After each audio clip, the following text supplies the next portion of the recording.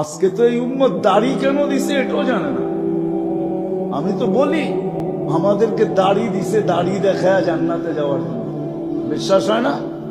যদি পাইকা যায়, নাইলে হাদিসে কোনদিন আসলো না ইন্নাল্লাহ লা ইস্তাহি জি শাইবাতিন শাইয়াবা ফিল ইসলাম। আল্লাহ ওই বুড়া মুসলমানকে দেখলে লজ্জা পান যে দাড়ি পাকায় ফেলছে ইসলামের ভিতরে। নাইলে উলামা এই কথা কোনদিন বলতো না। মুহাদ্দিসে জামান মারা গেছেন, জিজ্ঞাসা করছে আল্লাহ বুইড়া কি নিয়ে আসছস? কিছু নিয়ে আসতে পারি না, সাদা দাড়ি নিয়ে আসি। আল্লাহ আশ্চর্য হয়ে জিজ্ঞাসা করছে সাদা দাড়ি অর্থ কি? কেন আপনি জিবরিল আলাইহিস সালামকে বলেন নাই? জিবরিল আলাইহিস সালাম আপনার বন্ধু নবীজি মুহাম্মদুর রাসূলুল্লাহ সাল্লাল্লাহু আলাইহি ওয়াসাল্লামকে বলে নাই? উনি আবু হুরায়রাকে বলে নাই? আবু হুরায়রা ওনার শাগরিদকে বলে নাই? ওনার শাগরিদকে বলেন নাই? ওনার শাগরিদ আমাকে বলেন নাই যে সাদা দাড়িওয়ালা বুড়া দেখলে লজ্জা পান?